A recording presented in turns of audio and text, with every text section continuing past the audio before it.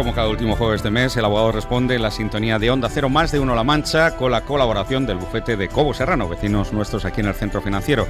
Y hoy con el experto laboralista, don Ángel Muñoz. Ángel, ¿qué tal? Muy buenas tardes. ¿Qué tal, Marco? Buenas tardes. En el programa de este mes vamos a comentar, tal y como anticipamos el mes pasado, el despido del trabajador en los casos de ausencias justificadas al puesto de trabajo, polémica causa de despido que ha sido avalada por el Tribunal Constitucional, y también vamos a hablar de las distintas formas de extinción del contrato que existen en la actualidad, requisitos, indemnizaciones, etcétera, etcétera. Primera pregunta que le hago, abogado: ¿se puede despedir a un trabajador que no acude a su puesto de trabajo a pesar de haber justificado los motivos de su ausencia? Pues a esta pregunta hemos de contestar que sí, pero no siempre. Es decir, a pesar de los titulares tan llamativos que se han venido publicando en los últimos días tras esta sentencia del Tribunal Constitucional a la que hacía referencia y que ha venido a avalar el despido objetivo por esta causa, la realidad es que no se puede despedir al trabajador sin más por no acudir a su puesto de trabajo, sino que tiene que darse una serie de condiciones y de requisitos para que la empresa pueda proceder a la extinción de su contrato por esta causa. Esta posibilidad, además, se limita a supuestos muy concretos y no es una posibilidad nueva. El hecho de que la sentencia del Tribunal Constitucional haya avalado ahora esta posibilidad no significa que sea una posibilidad nueva, sino que ya estaba incluida en la última reforma laboral hace ya casi 10 años. Y lo que ha venido a decir esta sentencia es que, como la mayoría de los despidos que se producían por esta causa eran ausencias justificadas por baja médica, que cuando se daban las circunstancias que ahora vamos a comentar, pues este despido no atentaba contra el derecho a la integridad física ni el derecho a la salud del trabajador y que por tanto es constitucional. Como decíamos, ¿cuándo se puede despedir al trabajador por ausencias justificadas a su puesto de trabajo? Pues cuando se dan dos condiciones. Primero, que el trabajador alcance alternativamente un número de faltas de asistencia que puede ser o bien el 20% de las jornadas hábiles en 2 meses consecutivos, siempre que además se dé un segundo requisito, y es que el trabajador en los 12 meses anteriores se haya ausentado a su puesto de trabajo al menos el 5% de las jornadas hábiles, o bien que se ausente de forma justificada un 25% de las jornadas hábiles en 4 meses alternos, en este caso sin ningún un segundo requisito, es decir, con independencia de las faltas de asistencia que haya tenido en los últimos 12 meses. Por tanto, primero, un número de ausencias que tiene que ser, como he dicho, bien el 20% en 2 meses o el 20% en 2 meses o el 25% en 4. Y luego, además, que se trate de un determinado tipo de faltas. No todas las faltas son computables a estos efectos. Por ejemplo, pues no se computan las bajas por accidente laboral. Si es por accidente laboral, se puede ausentar los días que se necesiten sin ningún problema. Si es una baja como consecuencia del embarazo, de la lactancia, de la paternidad, de la maternidad, etcétera, pues tampoco cuentan estos efectos. Si es una baja por permiso retribuido de lo que establece el convenio colectivo, pues porque sean días de asuntos propios o porque sean por hospitalización grave de pariente, por decir algo, ¿no? Pues eso también está justificada. Y las bajas médicas por enfermedad común tampoco computarían siempre y cuando duren más de 20 días. Es cuando esos procesos de baja médica por enfermedad común o accidente no laboral son inferiores a 20 días cuando ya computarían. De tal manera que, por ejemplo, si un trabajador tiene en el mes de noviembre una baja médica justificada por contingencia común, porque tiene un lumbago, por ejemplo, y al mes siguiente, en el mes de diciembre, tiene otra nueva baja médica también justificada de 3 días porque tiene una gripe, pues en 2 meses consecutivos se ha ausentado 10 días al trabajo. Si las jornadas hábiles de noviembre son 22 y las jornadas hábiles de diciembre son 20, 42. El 20% serían 9, 8,4, 9. Por tanto, al tener 10 bajas sí que cumpliría con ese número de ausencias que podrían dar lugar a proceder al despido del trabajador.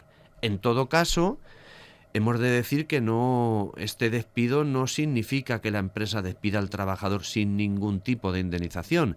La empresa está obligada a indemnizar al trabajador con la misma indemnización que correspondería a los despidos objetivos por causas económicas, técnicas, organizativas. Es decir, una indemnización de 20 días por año de servicio con el límite de 12 mensualidades. Y ha recalcado sobre todo bajas por enfermedad, ausencias al trabajo que están justificadas. Pero ¿qué ocurre si el trabajador se ausenta de forma no justificada, no por baja médica, sino simplemente porque decide no hacerlo? ¿Hay que esperar a alcanzar estos porcentajes para poder realizar un despido? Pues bien, cuando se producen ausencias no justificadas, el tratamiento que se le da es un tratamiento totalmente distinto. En este caso lo que se considera es que el hecho de que el trabajador no vaya a trabajar sin justificar, pues es un incumplimiento contractual grave y culpable del trabajador y que puede dar lugar a iniciar un expediente disciplinario. Con carácter general, el artículo 54 del Estatuto y luego los convenios colectivos que se aplican a la empresa, pues dependiendo de la actividad, establecen que las ausencias injustificadas, dependiendo de su número, pues pueden ser consideradas como una falta leve, una falta grave o una falta muy grave. Las faltas leves podrán ser sancionadas con amonestación por escrito, las graves con suspensión de empleo y sueldo, y las muy graves ya podrían ser sancionadas con el despido. Así, si un trabajador se ausenta de su puesto de trabajo, por ejemplo, en 3 días en un periodo de 30, se considera que estamos ante una falta laboral muy grave que puede dar lugar al despido. Se puede iniciar un expediente disciplinario y dar lugar al despido sin necesidad de que esas ausencias no justificadas alcancen el 20% que estábamos comentando antes. Si un trabajador no acude a su puesto de trabajo sin justificar durante ese periodo que establezca el convenio colectivo, normalmente pues se habla siempre de 3 días en un periodo de 30 y demás, pues en ese caso sí que la empresa le podría despedir. Y sería un despido, como digo, disciplinario. No tendría que abonar ningún tipo de indemnización al trabajador. Deducimos que, por tanto, si es un despido objetivo como un despido disciplinario, la indemnización es diferente. ¿Cuáles serían, por tanto, actualmente los tipos de despidos que existen y las indemnizaciones que habría que abonar en cada caso? En la actualidad podemos decir que existen 3 tipos de 3 causas, 3 motivos por los que extinguir un contrato. Por un lado, lo que es la extinción del contrato temporal. Quien hace un contrato de duración determinada, ya sea un contrato de obra o un contrato eventual por circunstancia de la producción, pues ese contrato finaliza. Si es un contrato de obra, pues cuando acaba la obra, la obra que constituye el objeto del contrato. Y cuando es un contrato eventual, pues por la expiración del tiempo convenido, ¿no? Si es de un año, pues al año.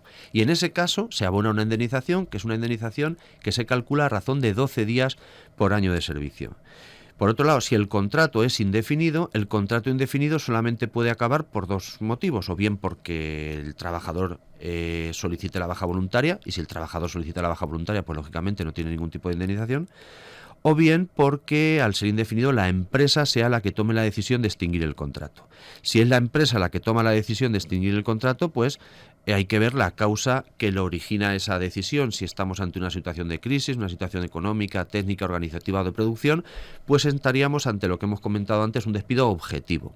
Y este despido objetivo da lugar a una indemnización de 20 días por año con el límite de 12 mensualidades. Esto es importante, ¿por qué? Porque un trabajador que tenga una antigüedad de 18 años ya está topado, es decir, da igual que tengas 20 que 22, porque a partir de los 18 años ya cobrarías la indemnización máxima, que es de los límite de los 12 mensualidades. ¿Qué es un despido disciplinario? Es decir, que es la empresa la que toma la decisión de hacer la extinción del contrato porque el trabajador ha cometido alguna infracción laboral grave, pues en ese caso la indemnización sería 0 si el despido es declarado procedente, pero si posteriormente hay una demanda judicial y hay una sentencia que dice que ese despido es improcedente, pues en ese caso la indemnización que habría que abonar sería una indemnización de 33 días por año. Pero teniendo en cuenta que si es un trabajador que tiene el contrato vigente antes de la reforma laboral, antes del año 2012, se aplicarán 45 días por año hasta esa fecha y 33 en adelante, pero también con el límite de los 720 días, de tal manera que hay trabajadores que al estar topados, aunque se declarara improcedente el despido, pues da igual que se le despidiera en el año 2019 que en el año 2029, que la indemnización sería la misma. Y luego existe como una tercera posibilidad, que es la que tenemos que hacer referencia también, que es una extinción del contrato que no es por causa de la empresa como tal, es por causa del trabajador, porque el trabajador lo solicita, pero con justa causa. porque la empresa ha modificado el contrato. Ante una situación económica, técnica, organizativa de producción que justifique la necesidad de modificar un contrato de un trabajador, bien hacer un traslado, o bien reducir una jornada, bien reducir el salario, pues la empresa comunica al trabajador estas circunstancias y el trabajador tiene la opción de decir, pues no me interesa esa modificación y lo que quiero es extinguir el contrato. Es una extinción del contrato por voluntad del trabajador, pero que también da lugar a una indemnización, que sería una indemnización de 20 días por año, y en este caso el límite sería menor. En este caso el límite sería no de 12 mensualidades, sino de 9 mensualidades. Por tanto, esas son prácticamente las únicas indemnizaciones por la extinción de contrato que existen ahora mismo. La extinción del contrato temporal, que son 12 días por año, el contrato objetivo, el despido objetivo, que serían 20 días por año, y luego el despido disciplinario, que si es procedente la indemnización del 0, y si es improcedente 33 días por año. Una última pregunta, abogado. ¿Existe algún contrato que a su finalización no tenga derecho a indemnización? Existen contratos temporales que la normativa establece que a su finalización no tendrían derecho a una indemnización. Serían los contratos temporales que llaman de formación, prácticas o aprendizaje, y también, que es algo muy polémico, los contratos de interinidad.